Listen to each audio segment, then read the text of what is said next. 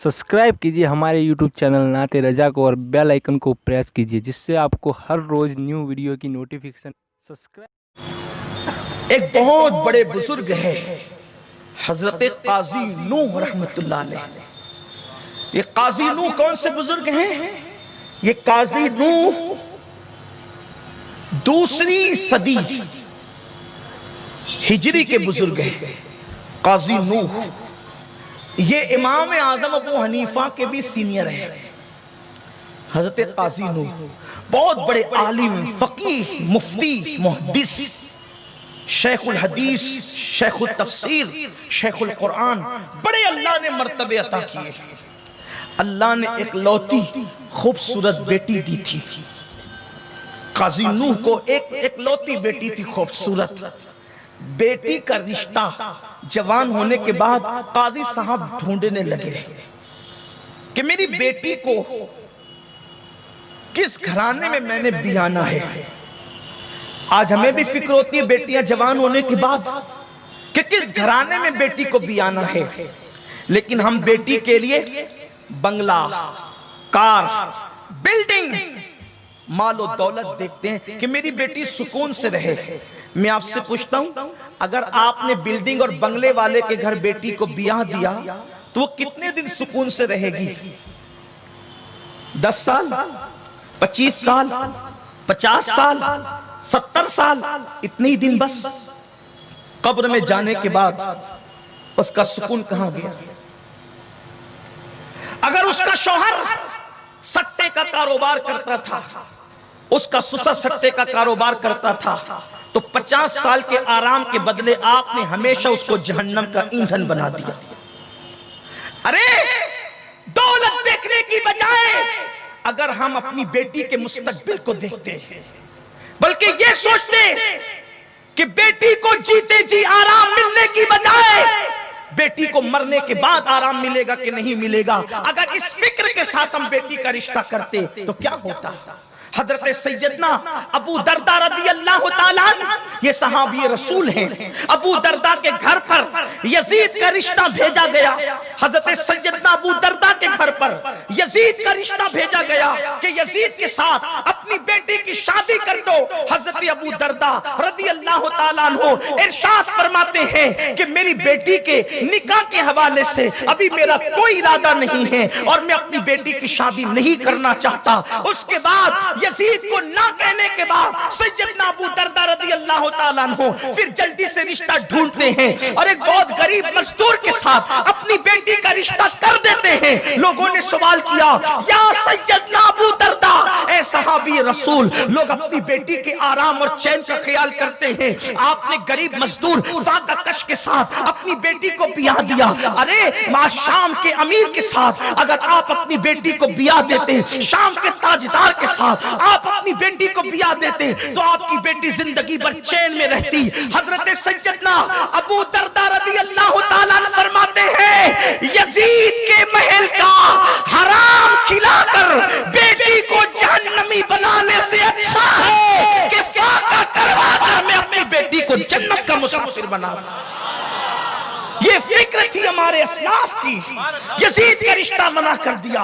हजरत सैयदना अबू दरदा रज़ियल्लाहु ताला अन्हु ने, मेरे प्यारे आका सल्लल्लाहु अलैहि वसल्लम के प्यारे दीवानों, आज तो हम हराम कमाने वालों के सुपुर्द कर देते हैं, बल्कि आज रिश्तों का मेयार मालो दौलत हो गया है। रिश्तों का मेयार जाहिरी चमक दमक हो गई है। मगर याद रखो, मालो दौलत वो है, आज किसी के आंगन में है, कल किसी के आंगन में साए की तरह है। इसलिए मालो दौलत पर न जाओ। माल तो फकीरों को भी मिल जाता है, दौलत तो भिखमंगों को भी मिल जाती है। इसलिए हलाल और हराम की तमीज बेपना जरूरी है। मेरे आका सल्लल्लाहु अलैहि वसल्लम के दीवानों, बेटी बेटे का रिश्ता करने से पहले ये जरूर देखा करो कि उनके यहाँ कारोबार हलाल है कि नहीं। इसलिए कि जिसका खून हराम से बना हो, जिसका गोश्त हराम से बना हो, जिसकी परवरिश हराम ग़िज़ा से हुई हो, वो कभी किसी के साथ वफा नहीं कर सकता।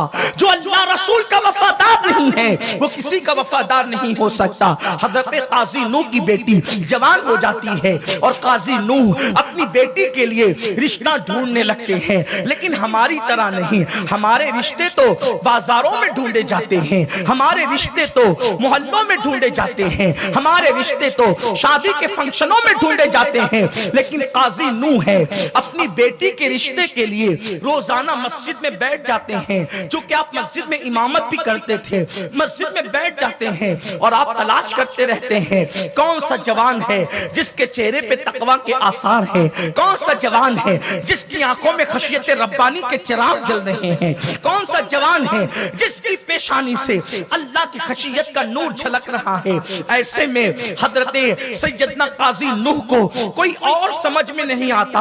आप ही की मस्जिद का मुअज्जिन जिसका नाम मुबारक था, मुबारक नाम के उस मुअज्जिन से आप कहते हैं मुबारक क्या बात है, तुम जवान भी हो, शादी क्यों नहीं करते? मुबारक ने कहा काजी साहब मैं गरीब आदमी हूँ, मेरे पास माल नहीं है, मेरे पास दौलत नहीं है, मेरे पास खुद का मकान नहीं है, मैं मस्जिद का मुअज्जिन हूँ और मैं सुबह के वक्त निकलता हूँ फजर की नमाज के बाद और जोहर तक की मेहनत मजदूरी करके 2 रोटी कमा लेता हूँ और 2 रोटी पे अपना गुजारा कर लेता हूँ। अब बताएं जिसके पास खुद का मकान ना हो, जिसके पास खुद का कोई कारोबार ना हो, उसको बेटी कौन देगा? काजी साहब खुश हो गए, इसलिए कि काजी साहब के सामने मुबारक की जिंदगी थी। काजी साहब ने मुबारक को कहा मुबारक अगर तुम शादी करने के लिए तैयार हो तो मैं तुम्हें किराए का मकान भी दिला सकता हूँ और तुम्हारा रिश्ता भी तय कर सकता हूँ। मुबारक ने कहा काजी साहब इस पुरफतन दौर के अंदर अपनी बेटी कौन मुझ जैसे गरीब को देगा? काजी साहब ने मुंह खोल कर कह दिया कि मैं अपनी बेटी का रिश्ता तुम्हारे साथ कर दूंगा। मेरी बेटी बड़ी नेक है, मेरी बेटी बड़ी परहेजगार और मुत्तकी है, मैं अपनी बेटी का रिश्ता तुम्हारे साथ कर सकता हूँ। अल्लाह अकबर। मुबारक ने कहा काजी साहब आप इतने दौलतमंद हैं, बादशाह ने आपको काजी बना रखा है, आप लोगों के फैसले करते हैं, चीफ जस्टिस के मनसब पे फाइज हैं, अगर आप अपनी बेटी एक मुअज्जिन को, वो भी जो फी सबीलिल्लाह मस्जिद में अजान पढ़ता हो और वो सुबह से लेकर जोहर से पहले पहले तक सिर्फ 2 रोटियां कमाता हो, आप बताएं तो सही अगर आप अपनी बेटी का रिश्ता उस मुअज्जिन के साथ कर देंगे जिसका खुद का मकान भी नहीं है तो लोग आपको रहने देंगे चैन से? लोग तो यही कहेंगे कि मखमल में टाट का पेवन कहां से लगा लिया। काजी साहब ने फरमाया लोग कुछ भी कहें मुबारक मुझे इसकी परवाह नहीं है, मुझे तो बस ये चाहिए कि मैं अपनी बेटी के लिए जो बर देखना चाहता था वो मुझे मिल गया है। अगर तुम हाँ कर दो तो मैं अपनी बेटी का रिश्ता तुम्हारे साथ तय कर दूंगा। फिर क्या हुआ? मुबारक ने हाँ कर ली और मुबारक के हाँ करने के बाद काजी नूह ने अपनी बेटी का रिश्ता जनाबे मुबारक के साथ कर दिया। वो मुबारक भी कोई मामूली इंसान नहीं थे, तिलावत कुरान, तकवा व परहेजगारी उनके चेहरे से झलकती थी, कुरान के नूरानियत के असरात उनके चेहरे से झलकते थे। मुबारक का निकाह हो गया और फिर उसके बाद दुल्हन को मुबारक ने किराए के मकान में मस्जिद के करीब लेकर के ठहराया। जब रात आई और रात को जो जिंदगी की शादी की पहली रात थी और वो रात अल्लाह अकबर बड़ी खूबसूरत व हसीन रात का इंतजार सबको हुआ करता है। अल्लाह अकबर इंसान उस रात में गोया के सबसे बेगाना होकर किसी और का होकर के रहता है। अल्लाह अल्लाह दर्जनों साल की हिज्र के वो कठिन लम्हात वस्ल और लज्जतों से गले मिलने वाले होते हैं। उस वक्त इंसान गोया के हर खुशी और गम को फरामोश कर देता है, दोस्तों को फरामोश कर देता है, अहिब्बा को फरामोश कर देता है। ऐसा लगता है कि जैसे वो इस दुनिया में नहीं बल्कि किसी और दुनिया का मुसाफिर हो। अल्लाह अल्लाह मगर जिनके रुतबे हैं सिवा उनको सिवा मुश्किल है। जब मुबारक के हुजरे में काजी नूह की बेटी दुल्हन बनाकर पहुंचा दी गई तो काजी नूह की बेटी को मुबारक ने जैसे ही देखा, देखने के बाद मुबारक मुबारक कहने लगे, काजी साहब की चहीती बेटी, ये मुसल्ला लो और पूरी रात मुसल्ले पर गुजार दो, और मैं भी आपके आगे मुसल्ले पर गुजार देता हूँ। पूरी रात दूल्हा दुल्हन ने इबादत में गुजारी। मेरे आका सल्लल्लाहु अलैहि वसल्लम के दीवानों, जब सुबह का वक्त आया, फज्र की अजान फिर मुबारक ने पढ़ी। नमाज फज्र के बाद काजी नूह ने चेहरे को देखा और चेहरा देखकर गोया की आंखों में खून उतर आया। काजी साहब ने कहा, मुबारक, मैं तुम्हारे चेहरे पर कोई और आसार देखता हूँ, वो असर नहीं देखता जो पहली रात के दूल्हे के चेहरे पे होता है। अल्लाह अल्लाह। काजी साहब ये कहने के बाद अपनी बेटी के पास गए और बेटी से कहा, बेटी, तेरे शौहर का चेहरा वो चेहरा नहीं है जो पहली रात गुजारने वाले दूल्हे का चेहरा होता है। बेटी ने रोकर कहा, अब्बा जान, उन्होंने तो मुझसे कोई बात ही नहीं की, मुझे हाथ भी नहीं लगाया, मुसल्ला सौंप दिया और कहा कि पूरी रात इबादत में गुजारेंगे। काजी साहब ने कहा, मुबारक से कहा, मुबारक, मैंने तुम्हारी गुर्बत नहीं देखी, मैंने तुम्हारी कसम कुर्सी नहीं देखी, मैंने तुम्हारी मजदूरी करने का काम नहीं देखा, बल्कि मैंने तुम्हारे तकवे पर एतबार करके अपनी बेटी का रिश्ता तुम्हारे साथ कर दिया। मुबारक, तुमने मेरी बेटी के साथ ये किया, मैं तो तुम्हें बहुत मुत्तकी और परहेजगार समझकर बेटी दिया था, तुमने रात मेरी बेटी से कोई गुफ्तगू भी नहीं की। जनाबे मुबारक कहते हैं, काजी साहब कान खोलकर सुन लो, आज भी हाथ नहीं लगाया और तकरीबन 40 रातें और गुजरेगी और भी मैं हाथ नहीं लगाऊंगा। 40 रातें मजीद गुजरने तक हम मियां बीवी दूर ही रहेंगे, एक दूसरे के करीब नहीं जाएंगे, वजीफे ज़ौजियत अदा नहीं किया जाएगा। काजी साहब ने कहा, 40 दिन के बाद कोई खास बात है? तो उस वक्त मुबारक ने कहा, काजी साहब, बादशाह ने आपको काजी बनाया है, चीफ जस्टिस बादशाह ने आपको बनाया है और आप बादशाह के नौकर हैं, आप बादशाह के यहाँ नौकरी करते हैं और बादशाह के बैतुल माल के अंदर हलाल और हराम का कोई फर्क नहीं होता, तो आपको जो सैलरी मिलती है वो मेरे नजदीक डाउटफुल है। जिसका खाना, जिसका पीना हराम और नाजायज तो नहीं है, अलबत्ता तकवा के खिलाफ जरूर है, क्योंकि बादशाह जुल्म से भी माल हासिल करता है, जबरन टैक्स भी वसूल करता है, लोगों पे ज्यादती भी करता है। तो ये मुश्तबा गिज़ा आपने गोया कि अपनी बेटी को भी खिलाया है और रसूलुल्लाह का फरमान है, जो लुकमा पेट में जाता है उसका असर 40 दिन तक रहता है। तो मैं ये चाहता हूं कि आपका लुकमा खाकर आपकी बेटी के खून पर जो आपके लुकमे का असर है, मैं 40 दिन तक अपनी पीवर हलाल कमाई आपकी बेटी को खिलाऊंगा, मेरे लुकमे का असर चढ़ाऊंगा, आपके लुकमे का असर खत्म करूंगा।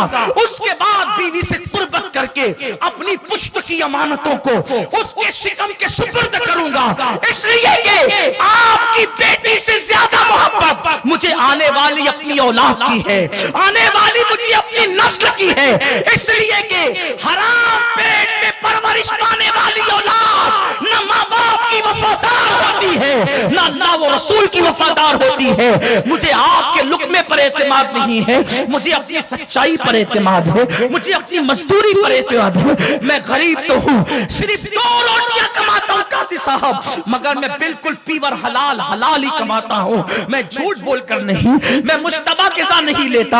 अल्लाह अकबर। काजी साहब सीने से लगा पड़े, खुश हो गए, अल्लाह तेरा शुक्र है, मैं जैसा चाहता था उससे बेहतर दामाद तूने मुझे अता फरमाया, इस पर जितना शुक्र करूं कम है। फिर क्या होता है, 40 दिन गुजरते हैं, मुबारक अपनी बीवी के करीब जाते हैं, खुदा का करना कि उसी रात अल्लाह अकबर, अल्लाह अल्लाह, शिकम के अंदर अमानत करार पाती है और मुबारक की बीवी मां बनने वाली हो जाती है। अल्लाह अकबर। जिनको खुदा ने तकवा की दौलत से नवाजा, फिर खुदा उनको औलाद और इस जैसी नेमतें भी खूब अता करता है। अल्लाह अकबर।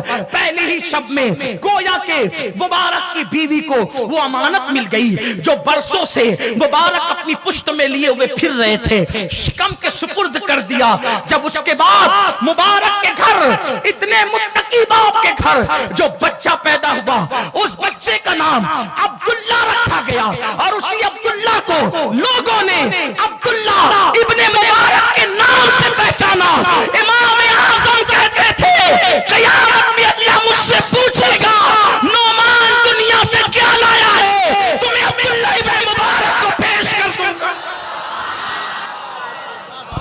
नारे तकबीर, नारे रिसालत, सुन्नी दावत इस्लामी।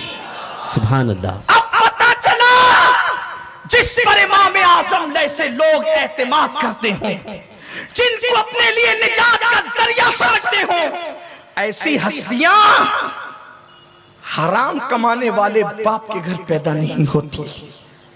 ऐसी हस्तियां हराम लुकमे खाने वाली मां के घर पैदा नहीं होती, बल्कि ऐसी हस्तियां तो हलाल पर बहुत ज्यादा, हलाल के हवाले से बहुत ज्यादा एहतियात करने वालों के घर पैदा होती।